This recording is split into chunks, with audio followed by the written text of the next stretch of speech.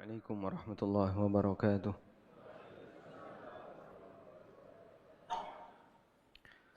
Alhamdulillah wassalatu wassalamu ala Rasulillah wa ala alihi wa sahbihi wa mawalah. Wa ashhadu an la ilaha illallah wahdahu la syarika lah. Wa ashhadu anna Muhammadan abduhu wa rasuluh. Sallallahu alaihi wa ala alihi wa sahbihi wa man tabi'ahum bi ihsanin ila yaumiddin. Alhamdulillah, puji syukur kita haturkan kehadirat Allah Azza wa Jalla. Kembali di kesempatan kali ini kita melanjutkan kajian dengan membaca buku Prinsip Hidupku. Dan insyaAllah kita masuk pada bab yang baru, judulnya apa judulnya?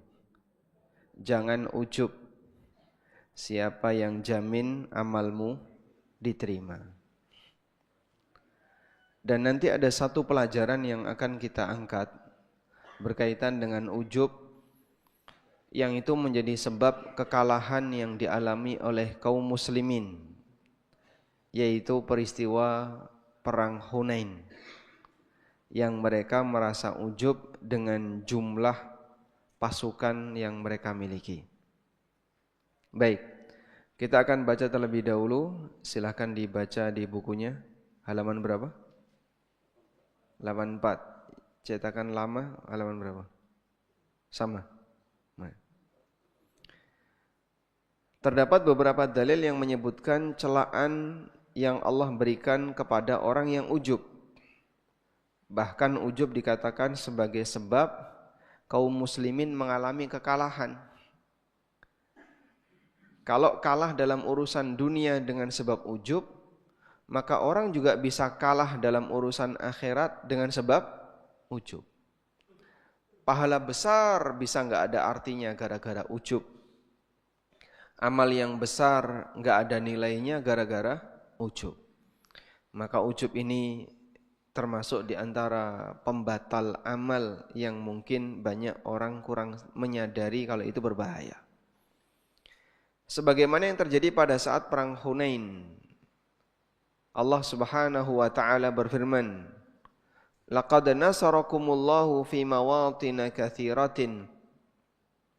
Sungguh Allah telah menolong kalian. Allah telah menolong kalian fi mawatin katsiratin, dalam banyak kejadian perang. Wa yauma Hunainin, dan pada saat peristiwa perang Hunain, id a'jabatkum kathratukum. Ingatlah ketika kalian merasa ujub dengan jumlah kalian yang banyak. Falam tughni ankum syai'a, ternyata itu sama sekali tidak memberikan keuntungan bagi kalian. Falam tughni ankum syai'a, sama sekali tidak memberikan keuntungan bagi kalian. Wa dhaqat 'alaikumul ardu bima rahubat, dan bumi yang luas ini terasa sempit di hadapan kalian. Thumma wallaitum mudbirin, setelah itu kalian mundur. Orang kalau terdesak itu rasanya apa? Bumi ini sempit, padahal bumi ini luas. Masih banyak sawah yang belum dipakai, masih banyak hutan yang belum tersentuh. Tapi perasaan manusia ketika dia terdesak, maka dia akan merasa bumi ini sempit. Saat perang Hunain, jumlah kaum muslimin sekitar 12.000 pasukan. 10.000 yang datang dari Madinah dan 2.000 yang datang dari Mekah. Karena perang Hunain ini dilakukan pada saat apa? Selesai Fathu Mekah. Perang ini dilakukan di bulan Syawal, sementara Fathu Mekah itu terjadi di akhir dari bulan Ramadan. Hingga sebagian pasukan merasa bahwa tidak akan ada kekuatan yang bisa melawan mereka, mengingat jumlahnya yang sangat banyak. Dari pengalaman-pengalaman sebelumnya, kaum muslimin kalau perang selalu menang, padahal jumlahnya sedikit. Perang Badar berapa jumlah kaum muslimin? 300-an. 300-an sekian belas menang. Perang Uhud 1000 itu yang 300 pulang, membelot, yang 700 masih bertahan. Dan perang-perang yang lainnya rata-rata jumlah kaum muslimin lebih sedikit.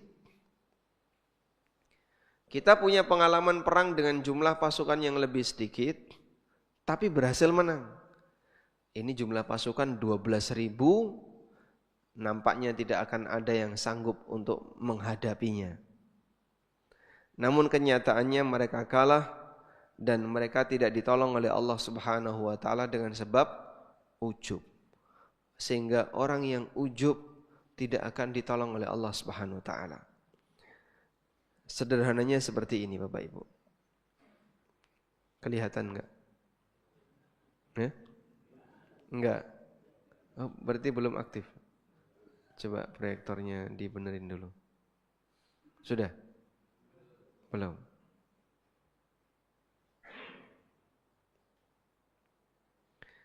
Tayyib.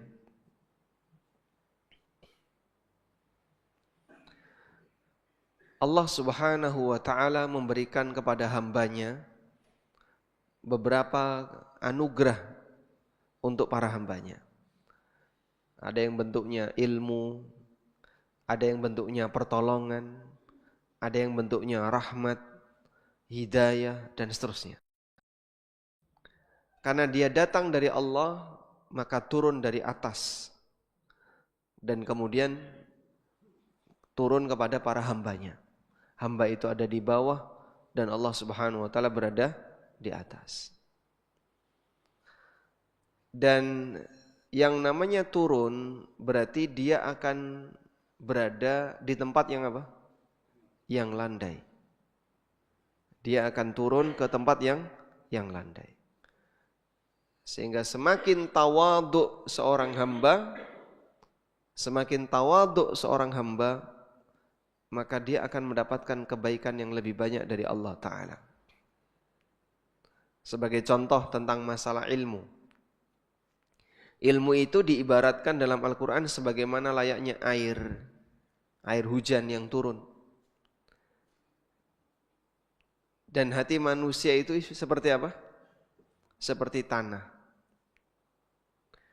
Yang namanya air, dia sifatnya mengalir dari tempat yang tinggi ke tempat yang rendah. Maka semakin tawadhu orang itu akan semakin banyak ilmunya. Sebagaimana perkataan Abdullah bin Mu'taz al-Abbasi rahimahullah, beliau menyampaikan, al-mutawadhi'u fi tullabil ilmi aktsaruhum ilman. Orang yang tawadhu ketika belajar itu ilmunya paling banyak.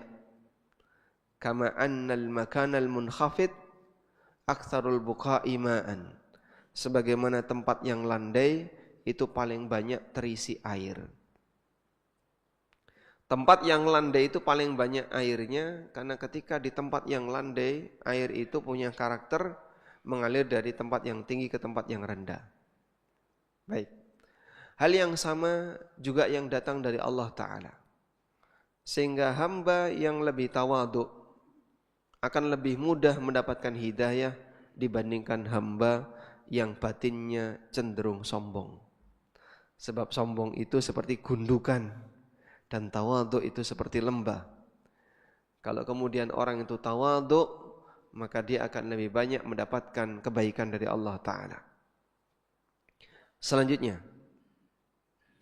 tadi kita menyebutkan bahwa salah satu penghalang kebaikan itu ujub.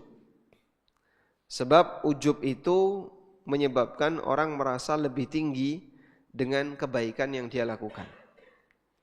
Ceritanya begini. Orang punya hasrat untuk dimuliakan. Orang punya hasrat untuk dimuliakan. Lalu pada saat dia berbuat baik, berbuat ketaatan, maka hasrat untuk dimuliakan itu muncul. Dengan cara apa? Mengejar pujian orang lain. Maka saat dia beribadah, saat dia berbuat taat, saat dia melakukan A dan B, yang itu isinya adalah amal baik, maka dia ingin memuliakan dirinya dengan cara dipuji oleh orang lain. Nah, mencari pujian orang lain ini namanya apa? Riya atau sum'ah. Mencari pujian orang lain ini namanya riya atau sum'ah. Sehingga saat dia dipuji oleh orang lain, dia merasa bahagia. Karena dia mendapatkan apa yang dia inginkan, yaitu ditinggikan oleh orang lain. Ketika tidak ada yang memuji, misalnya dia melakukan ibadah dalam kondisi sendirian. Gak ada satupun orang yang melihat. Tidak ada orang yang melihat, dia gak pernah cerita. Dan dia merasa, saya ingin merahasiakan ibadah ini sehingga saya tidak mau riya. Baik, saat tidak ada orang lain yang memuji, maka dia memuji dirinya sendiri. Dia memuji dirinya sendiri.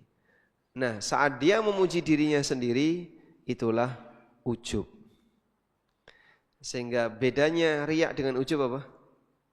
Kalau riya berharap pujian dari orang lain, sum'ah berharap pujian dari orang lain, kalau ujub berharap pujian dari diri sendiri.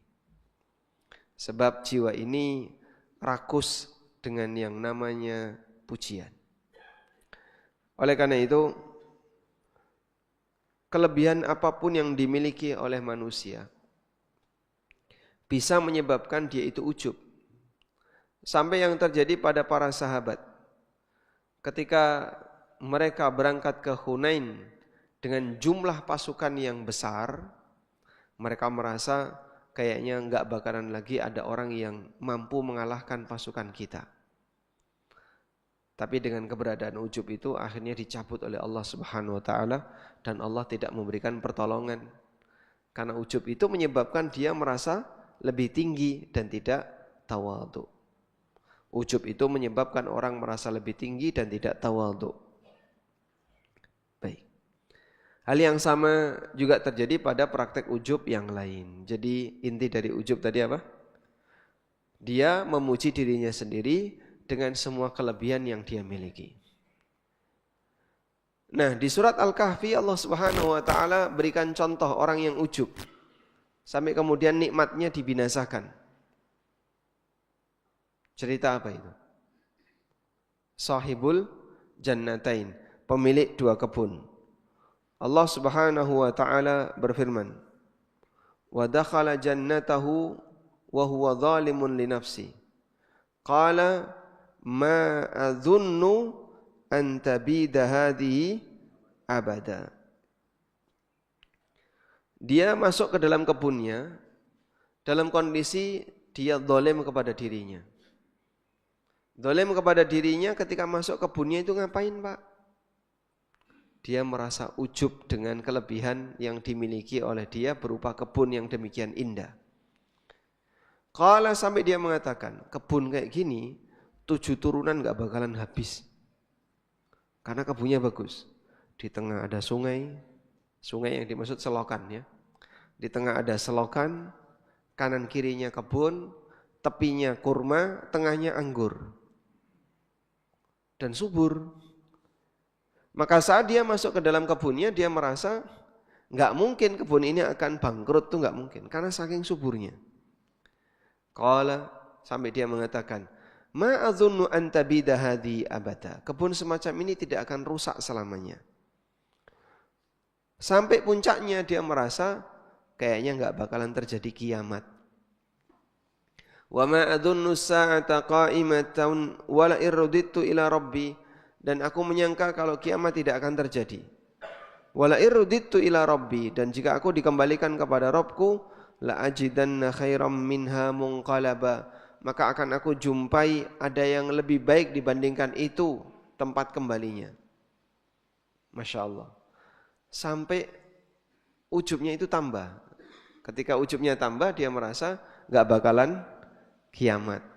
Kalaupun terjadi kiamat, nanti hidupku akan mulia di hari kiamat. Hartaku yang sekarang saya miliki nanti akan dikembalikan oleh Allah Subhanahu wa taala besok di hari kiamat. Demikianlah kondisi orang yang ujub sampai dia merasa dirinya tidak akan pernah celaka karena dia punya kelebihan yang dia miliki. Baik. Nah, perang Hunain kayaknya seperti itu yang terjadi. Ketika perang Hunain yang terjadi seperti itu. Di mana kaum muslimin merasa ujub dengan jumlah yang mereka punya. Sudah bisa dilihat? Belum? Nah, berarti lupakan saja ya, biar Anda fokus ke sini ya. Karena ganggu konsentrasi juga. Ketika terjadi peristiwa perang Hunain, kondisi para sahabat seperti itu. Sekarang kita akan baca tentang perang Hunain. Perang Hunain terjadi pada tanggal 7 di bulan Syawal.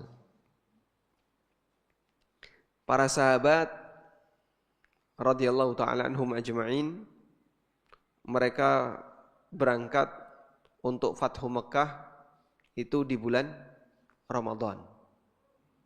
Sebelum Ramadan mereka sudah berangkat dan tiba di Mekah di bulan Ramadan. Di tahun 8 Hijriah. Ada 3 tahun bersejarah dan ini berurutan kaum muslimin mendapatkan kebaikan. Mulai dari 6 Hijriah, 6, 7, 8. Di tahun 6 Hijriah terjadi perjanjian Hudaybiyah. Dan perjanjian Hudaybiyah ini awal kemenangan kaum muslimin. Kok bisa, Pak? Karena saat terjadi perjanjian Hudaybiyah, di situ ada kesepakatan bahwa masing-masing tidak boleh saling mengganggu. Adanya kesepakatan itu memberi angin segar bagi kaum muslimin untuk menyebarkan Islam sebanyak-banyaknya di seluruh jazirah Arab. Karena enggak ada yang boleh saling ganggu. Dan ternyata momen itu membuat banyak sekali orang tertarik untuk masuk Islam. Walaupun sebagian di antara suku-suku itu mereka masih ketakutan dengan penduduk Mekah. Kami kalau masuk Islam, suku kami kecil, nanti kalau digeruduk sama suku-suku yang kafir, kita kalah. Sehingga mereka masih gantung. Masih gantung. Kami belum bisa menerima sepenuhnya. Nanti kita akan lihat bagaimana kondisi Muhammad ketika melawan masyarakat Mekah. Kemudian di tahun 8 Hijriah, di tahun 7 Hijriah dilakukan umrah qadha. Nabi SAW umrah untuk qadha dan itu tepatnya di bulan Dzulqa'dah. Lalu di tahun 8 Hijriah Rasulullah SAW menaklukkan kota Mekah. Membawa pasukan dari Madinah sampai berhasil menaklukkan kota Mekah.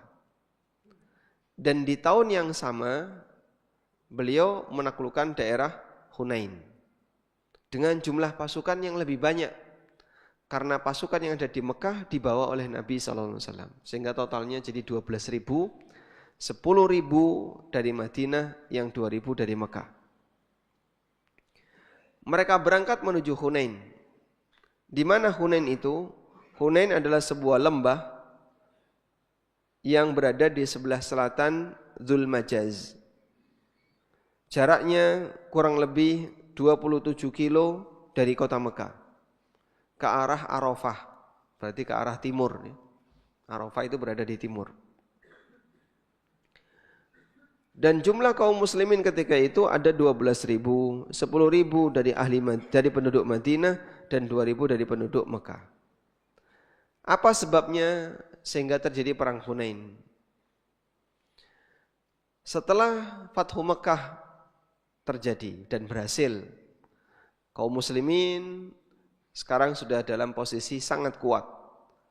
Karena puncak peradaban Jazirah Arab yaitu kota Mekah sudah jatuh ke tangan kaum muslimin.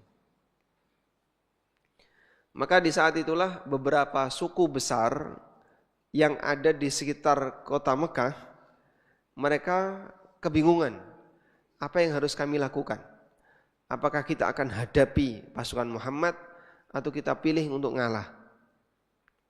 Ada 2 suku besar ketika itu. Yang pertama adalah kabilah Hawazun, yang kedua kabilah Thaqif. 2 kabilah, Hawazun dan apa? Thaqif. Akhirnya pemuka-pemuka 2 kabilah ini berkumpul dan mereka menyerahkan keputusannya kepada Malik bin Auf. Keputusannya diserahkan kepada Malik bin Auf yang merupakan pemuka suku Hawazun. Akhirnya Malik memutuskan, kita akan hadapi pasukan Muhammad, mati urip kita akan bertempur untuk melawan pasukan Muhammad. Nah, akhirnya orang Hawazun dan orang Thaqif mereka bersiap untuk menghadapi pasukan Nabi Muhammad SAW. Nah, si Malik bin Auf ini orangnya pemberani, senang perang, tapi dari sisi strategi dan pikiran kurang cerdas. Jadi modelnya kalau orang gerusa-gerusu isinya cuman gas dan ngegas. Ayo gas, cuman itu. Sampai gas entek. Hingga disebutkan bahwa saat dia memotivasi masyarakatnya untuk perang, itu semua penduduk diajak keluar.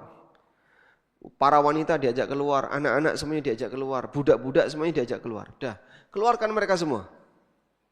Nah, kita nanti perang bareng-bareng. Laki perempuan jadi satu. Tujuannya apa? Agar tidak ada yang lari.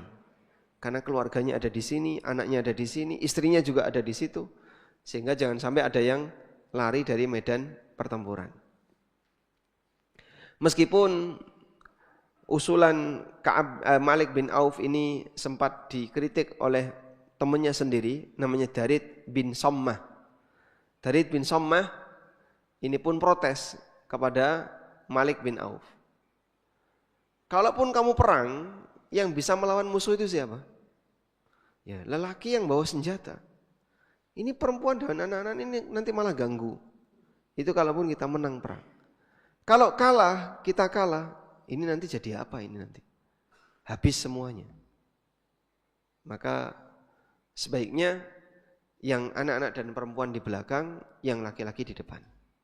Nah, tapi Malik bin Auf enggak gubris dengan usulan ini. Akhirnya dia tetap bersikukuh, kumpulkan semuanya dan kita perang bareng-bareng. Berita tentang ini pun sampai kepada Rasulullah SAW dan ketika itu beliau berada di Mekah. Setelah beliau mendapatkan berita bahwa Malik bin Auf menyiapkan sekian pasukan untuk melawan kaum muslimin, akhirnya Rasulullah SAW menyiapkan pasukannya untuk menghadapi orang-orang dari Bani Hawazun dan Bani Thaqif. Berangkatlah mereka di bawah kepemimpinan Nabi SAW dengan jumlah berapa? 12.000 tadi. Untuk menuju ke daerah Hunain, ke lembah Hunain. Dan di situ terjadilah peperangan yang luar biasa. Allah pertama kali tidak memberikan pertolongan kepada kaum muslimin. Jumlah mereka banyak tapi terpukul mundur. Mereka mundur. Karena mereka merasa enggak sanggup untuk melawan suku Hawazun dan Bani Thaqif. Sampai mereka mundur. Saat mereka mundur, mereka bertahan di belakang Nabi SAW. Jadi Nabi yang di depan. Makanya dalam peristiwa perang Hunain, para ulama mengatakan itu salah satu di antara bukti keberanian Rasulullah SAW. Sampai kata Ali bin Abi Thalib, pada saat peristiwa perang Hunain kami tidak mendapatkan perlindungan kecuali di balik badannya Nabi SAW. Dan beliau tetap berani maju. Sampai akhirnya Allah kemenangan bagi kaum muslimin ketika peristiwa perang Hunain. Dan dalam peristiwa perang Hunain itu, setelah Allah memberikan kemenangan, kaum muslimin bawa ghanimah. Namun ada satu kejadian di mana Rasulullah SAW ketika mau mengumpulkan suara pasukan, jadi teriakan panglima itu paling berharga ya, karena dia yang bisa menyatukan kondisi pasukan. Rasulullah SAW teriak, tapi teriakan beliau tidak keras, karena beliau tidak terbiasa orang yang suka teriak. Maka Nabi SAW minta kepada Al-Abbas, paman beliau. Karena Abbas itu suaranya lebih lantang. Maka Abbas yang teriak. Untuk memanggil seluruh kaum muslimin, menyatukan barisan kaum muslimin di dekat Nabi SAW. Nah, setelah dipanggil oleh Abbas, wasawwarahu ana adaku taswirin, faqala syahidtu ma'a Rasulillahi sallallahu alaihi wasallam yauma Hunain. Kata Al-Abbas, aku pernah ikut bersama Rasulullah sallallahu alaihi wasallam ketika perang Hunain. Falazimtu ana wa Abu Sufyan bin Harith bin Abdul Muttalib. Maka aku selalu mendampingi beliau bersama Abu Sufyan ibnul Harith. Sementara Rasulullah SAW selalu kami dampingi dan tidak pernah kami tinggalkan. Wa Rasulullah SAW ala baghlatin nahu bayda. Nabi SAW memakai bigol yang berwarna putih. Falamma iltaqal muslimun al-kufar. Ketika kaum muslimin sudah ketemu dengan orang kafir. Wallal muslimuna mudbirin. Ternyata mereka takut terus mundur. Fatafiqa Rasulullah SAW yarkudu baglatahu kibalal kufar. Tapi Nabi SAW malah menghentakkan kudanya tadi untuk menyerang musuh. Kaum muslimin mundur, beliau malah maju. Falamma iltaqal muslimun al-kufar. Faqala Rasulullah SAW, ay Abbas, nadi ashabas samurah. Para peserta bai'ah Aqabah. Faqala Abbas, maka Abbas bertanya, aina ashabus samurah? Qala fa wallahi laka'anna atfatahum hina sami'u sauti atfal baqar ala uladihim. Begitu Abbas memanggil aina ashabus samurah? Siapa yang dulu pernah ikut bai'ah Ridwan? Kumpul. Kata Abbas, demi Allah, begitu saya panggil itu, mereka seperti pedet yang nyari induknya. Geruduk, ngumpul. Nah ini salah satu di antara kekuatan suaranya Abbas. Abbas itu dikenal sebagai sayyitan, suaranya lantang. Sampai dulu Mekah itu kan banyak bukit Pak ya. Ada bukit. Ada banyak bukit. Dulu Abbas itu punya beberapa ekor kambing yang digembalakan oleh seseorang. Nah, beliau dapat info bahwa kambingnya itu sedang digembalakan di bukit A. Kambingnya digembalakan di bukit A. Cara Abbas untuk memanggil pengembala ini, beliau naik ke bukit B. Terus manggil penggembalanya. Sehingga suaranya melompati lembah. Dari lompat ke bukit 2. Itu cara komunikasi orang dulu. Sekarang enggak kuat ya teriak seperti itu ya. Dan ada beberapa sahabat yang punya kekuatan teriakan yang luar biasa seperti Abbas bin Abdul Muttalib, sehingga Nabi SAW manfaatkan untuk menyatukan pasukan saat perang. Dan sampai akhirnya kaum muslimin mendapatkan kemenangan setelah sebelumnya mereka terpukul mundur, lalu mereka membawa ghanimah. Kemudian ghanimahnya dibagi oleh Nabi SAW di daerah Ji'rana. Setelah bagi ghanimah, Rasulullah SAW kemudian mengambil ihram, lalu beliau umrah dari Ji'rana. Dan itu terjadi di bulan Dzulqa'dah. Berarti dari Syawal ke Dzulqa'dah, kurang lebih 1 bulan penaklukan suku Hawazun dan kemudian berhasil membawa ghanimah. Wallahu a'lam. Baik. Nah, disinilah kita mau mengambil pelajaran bahwa keberadaan ujub bisa menyebabkan orang itu jadi hilang kesempatan untuk mendapatkan pertolongan Allah Subhanahu wa taala.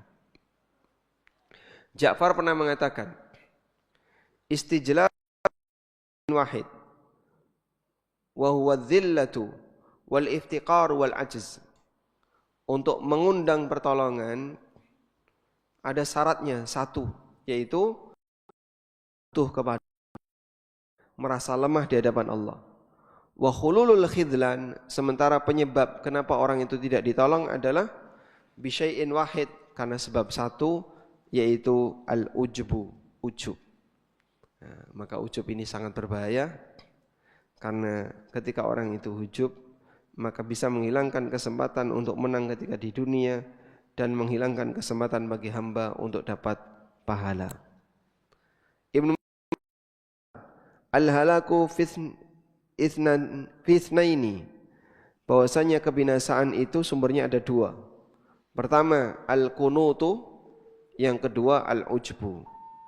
Yang pertama putus asa, dan yang kedua ujub. Kekalahan itu sumbernya dua, putus asa dan ujub. Orang putus asa ketika dia tidak merasa punya kesempatan untuk mendapatkan peluang. Dan orang ujub ketika dia merasa apa yang dia miliki itu sangat hebat, sehingga dia tidak butuh pertolongan dari Allah Subhanahu wa taala. Wallahu a'lam. Kita coba selesaikan sampai halaman 87. Karena itulah Allah jadikan kaum mukminin tidak maksum dari dosa, sekalipun dia orang yang sangat rajin ibadah, agar kaum muslimin menyadari bahwa dirinya memiliki banyak kekurangan, sehingga dia tidak merasa hebat dengan ketaatan yang dia lakukan. Sampean walaupun rajin tahajud, rajin puasa, tetap punya maksiat. Dan bertobatlah kepada Allah dengan maksiat itu. Karena ketika orang sadar kalau dia berbuat maksiat, maka dia tidak akan ujub dengan ketaatan yang dia punya. Dari Anas bin Malik radhiyallahu anhu, Nabi SAW bersabda, "Lau lam tudnimu la khasyitu alaikum ma huwa akbaru minhu." Kalau kalian tidak pernah berbuat dosa, maka aku khawatir kalian akan tertimpa dengan pelanggaran yang lebih besar daripada itu, yaitu ujub. Al-Munawi mengatakan, li'annal 'asi ya'tarifu bi naqsihi. Karena tukang maksiat, dia mengakui maksiatnya, dia mengakui kekurangannya. Faturja lahu taubah, maka ada harapan untuk tobat. Wal mu'ajjibu maghrurun bi amali, sementara orang yang ujub dia tertipu dengan amalnya. Fataubatuhu ba'idatun, sehingga kecil untuk mau bertobat. Padahal dia salah dengan sikap ujub yang dia lakukan. Wallahu a'lam. Baik, demikian yang bisa kita sampaikan, mudah-mudahan bermanfaat. Wassallallahu ala nabiyyina Muhammadin wa ala alihi wa sahbihi wasallam.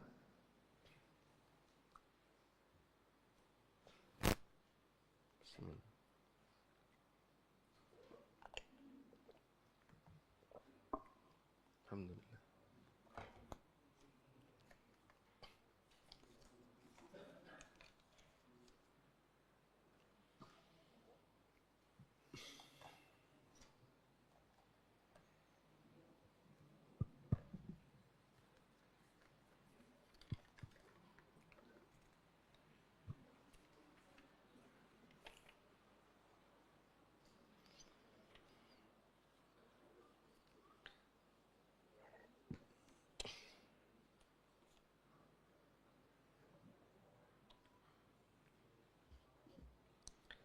Ada beberapa pertanyaan.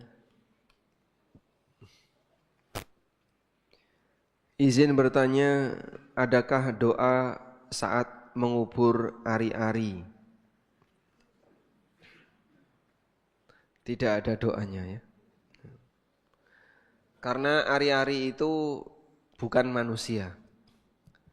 Dan dia kotoran yang keluar dari rahim sebagaimana kotoran yang lain. Saat melahirkan yang keluar apa saja? Darah, cairan yang keluar bersama bayi, ari-ari, dan aneka kotoran-kotoran yang lain. Sehingga rahim itu yang awalnya penuh dengan banyak benda, begitu lahir, begitu melahirkan, semuanya kosong. Masya Allah. Dan ini salah satu di antara keajaiban yang Allah berikan kepada para wanita. Terus membuang ari-ari ini gimana Pak caranya Pak? Ya sama sebagaimana kita membuang kotoran. Agar gak ganggu dikubur. Sebagaimana kita membuang kotoran. Maka tidak ada ritual tertentu, tidak ada doa khusus, tidak ada bumbu-bumbu khusus. Apalagi dikasih jarum atau pensil. Ada yang ditambahi berambang bawang, bedak, apa? Kasih lampu, nggak ada semuanya. Ya? Dan itu semuanya mitos. Itu semuanya adalah mitos. Terus kok dipercaya Pak? Nah enggak tahu. Itu yang suka ngasih lampu, keyakinannya apa? Hah? Apa keyakinannya sehingga hari-hari itu dikasih lampu? Kalau tujuannya biar enggak digali sama binatang, misalnya. Makanya dikasih lampu. Nah, itu nek binatangnya ngerti kok nek ono lampu itu isinya hari-hari ya. Malah digali. Nah. Jadi kalau tujuannya biar tidak digali oleh binatang, ya dikubur agak dalam. Dan tidak harus di samping pintu. Nek lanang sebelah kanan atau kiri? Anak lanang kanan. Kalau anak wedok kiri. Nek kembar tengah. Nah, seperti ini karena budaya dijadikan akidah. Sehingga apa yang menjadi budaya masyarakat diyakini sebagai akidah. Padahal itu tidak pernah ada buktinya. Artinya Allah tidak pernah menjadikan itu sebagai sebab kebahagiaan bagi sang anak. Sehingga muslim tidak perlu melakukan seperti ini dan gak usah ikut-ikutan. Ya. Kuburkan ari-ari di tempat manapun, yang penting aman. Tujuannya biar tidak ganggu orang. Karena kalau dibuang begitu saja di tempat umum atau di permukaan, berbahaya ya. Bisa ganggu. Engkau dikerubuti lalat sampai keluar belatungnya kan malah menjijikkan. Maka cara yang paling aman adalah dikuburkan. Wallahu a'lam. Dan penguburannya itu tidak harus di pemakaman, tidak harus di tempat khusus, bebas. Karena status dia bukan manusia. Beda dengan manusia. Kalau manusia dimakamkan di tempat terhormat. Walaqad karramna bani Adam. Sungguh kami telah memuliakan manusia. Maka kalau ketemu jasad manusia yang itu mewakili jasad utama, maka dia dimakamkan di tempat yang terhormat. Misalnya, ada orang mati meledak. Dicari-cari bekasnya enggak ketemu. Ketemunya cuman tangan saja. Cuman tinggal tangan ini Pak, yang lain kemana enggak tahu. Ya sudah, berarti tangan ini mewakili seluruh jasadnya. Maka tangan ini disolatkan sebagaimana mensolatkan jenazah. Dimandikan, dikafani, disolati, kemudian dimakamkan. Karena yang ketemu tinggal tangan. Ketemu tinggal kepala sama satu tangan. Ya sudah, dua itu yang dimandikan, dikafani, disolati, terus dimakamkan. Karena ini manusia. Berbeda. Yang keluar dari manusia, yang itu sudah tidak lagi mungkin nempel di manusia. Seperti kuku, rambut, terus apa lagi? Gigi, dan seterusnya. Perlu enggak dimandikan, dikafani, terus disolati? Tidak. Kenapa? Ini keluar dari manusia yang sudah tidak mungkin nempel lagi di manusia. Cukur rambut, kamu kafani rambutmu, terus dimandikan, dikafani, kuburkan. Salah ya? Ari-ari juga sama. Sehingga rambut ya umumnya orang langsung dibuang, padahal sebenarnya yang paling bagus dikubur. Dan Allah Subhanahu wa taala menjadikan tanah ini sebagai tempat yang sangat efektif untuk menghilangkan kondisi buruk pada jasad, sehingga manusia dimakamkan itu lebih mulia dibandingkan manusia yang ditaruh di atas gunung, di bawah pohon, ada yang ditaruh di depan rumah. Coba kalau kita lihat penampilan mayit-mayit yang dia dikasih minyak atau apa, kemudian dikasih didandani ya, medeni nggak itu Pak?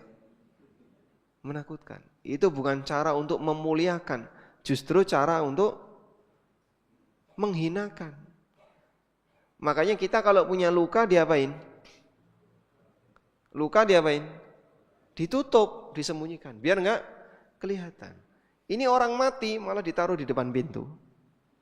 Kayak orang-orang Toraja itu misalnya. Dan itu kalau dilihat penampilannya Masya Allah, mesaknya ini mayitnya. Karena itu Allah Ta'ala mengatakan, Thumma idha amatahu fa'aqbarah. Ketika manusia itu mati, Allah kuburkan dia. Maksudnya Allah ajarkan manusia untuk menguburkannya. Ketika putra Adam membunuh saudaranya, dia bingung, apa yang harus aku lakukan? Akhirnya mayat saudaranya ini diangkat, digendong keliling-keliling. Apa yang harus aku lakukan? Bingung dia. Ada yang menyebutkan sebagian ahli tafsir selama 1000 tahun. Dia gendong mayat saudaranya itu, muter-muter di bumi selama 1000 tahun. Untuk menghilangkan jejak mayat saudaranya. Faba'athallahu ghuraban yabhatsu fil ardi liyuriyahu kaifa yuwari sau'ata akhi. Maka Allah utus binatang untuk ngajari dia bagaimana cara nguburkan mayit. Binatang apa yang dimaksud? Burung gagak. Nah ini dalil bahasanya burung gagak itu sudah ada sejak zaman Nabi Adam. Bentuknya kayak apa Pak burung gagak? Ya seperti burung gagak. Gedenya kayak apa? Enggak tahu kita. Yang jelas pokoknya ada burung gagak. Kemudian burung gagak ini yang menguburkan temannya. Gagak menguburkan temannya sama gagak. Akhirnya dilihatlah oleh putra Adam ini. Sampai dia mengatakan, "A'jaztu an akuna misla hadzal ghurab." Masa aku enggak bisa niru seperti burung gagak ini? Fa wariya sau'ata akhi, sehingga aku bisa memakamkan jenazah saudaraku. Akhirnya dimakamkan. Itu sejarah pertama manusia diajari oleh Allah untuk memakamkan jenazah. Siapa yang ngajari? Allah yang ngajari melalui burung gagak. Baik.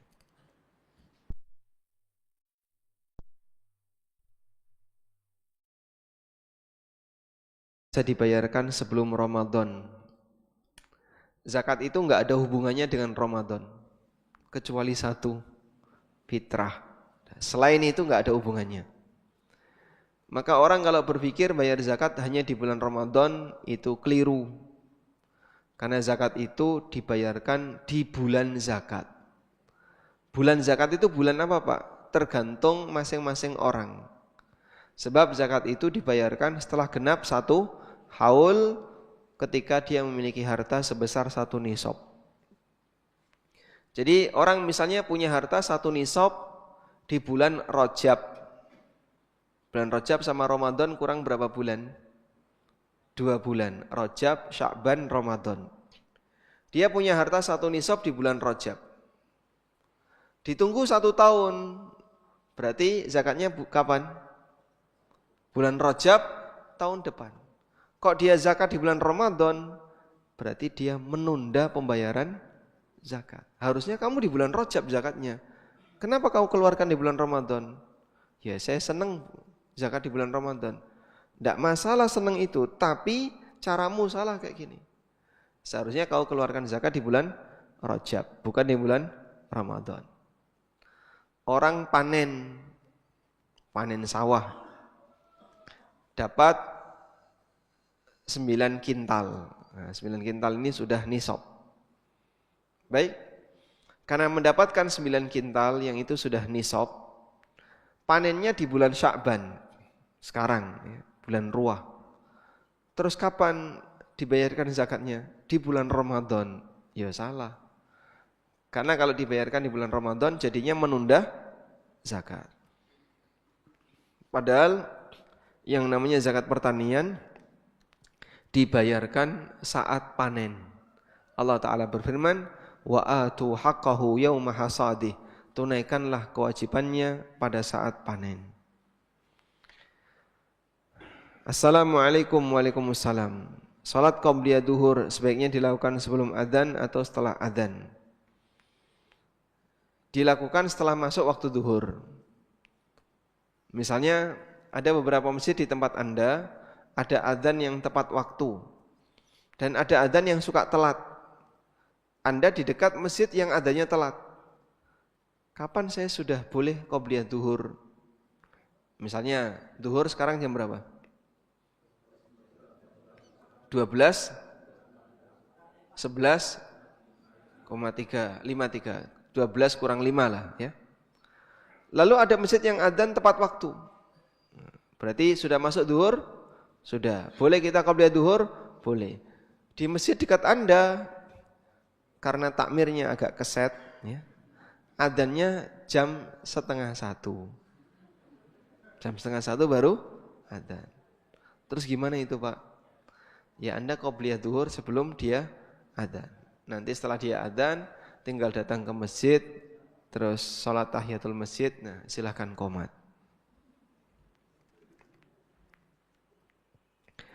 Bolehkah kita menerima parsel dari tetangga rentenir? Ulama beda pendapat dalam hal ini. Jumhur melarang. Meskipun ada sebagian ulama yang membolehkan, dan wallahu alam terdapat riwayat dari Ibnu Mas'ud radhiyallahu anhu di mana beliau pernah ditanya oleh seseorang, saya dikasih hadiah oleh orang yang suka ngumpulin riba, pekerjaannya riba. Lalu dijawab oleh Ibnu Mas'ud, lakal hanna wa alaihil ana. Kau berhak dapat hadiah itu dan dosanya dia yang nanggung. Namun kalau misalnya kita milih, saya milih tidak ngambil, insya Allah lebih baik. Karena dikhawatirkan status harta dia adalah harta haram yang penuh dengan syubhat. Apakah ada sholat tahajud setelah sholat tarawih yang 11 rakaat? Terlepas dari adanya perbedaan pendapat dalam masalah ini, pendapat ada dan boleh. Karena tarawih itu bukan membatasi sholat lail. Sehingga setelah tarawih orang qiyamul lail boleh. Karena tarawih itu tidak menghalangi. Witir juga tidak membatasi. Saya sudah witir ini. Berarti gimana? Ya katanya kalau sudah witir enggak boleh sholat. Kata siapa? Setelah witir masih boleh sholat. Dan witir bukan penghalang sholat. Wallahu a'lam.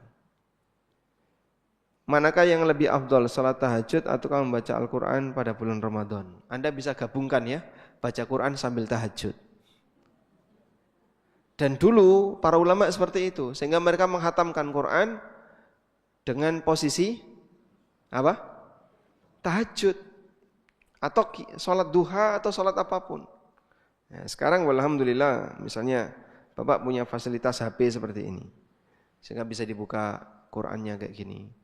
Terus dibaca sambil gini ya. Nanti kalau sudah selesai tutup, ditaruh atau masukkan saku.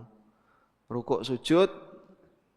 Setelah itu ketika berdiri buka lagi. Nah, tapi kalau buka jangan dikasih password ya. Nanti masukin password. Maka dinonaktifkan dulu passwordnya. Kemudian ketika buka lebih gampang. Insya Allah bisa ya. Nah, dengan cara itu Anda akan bisa melakukan sholat sambil baca Al-Quran. Wallahu a'lam.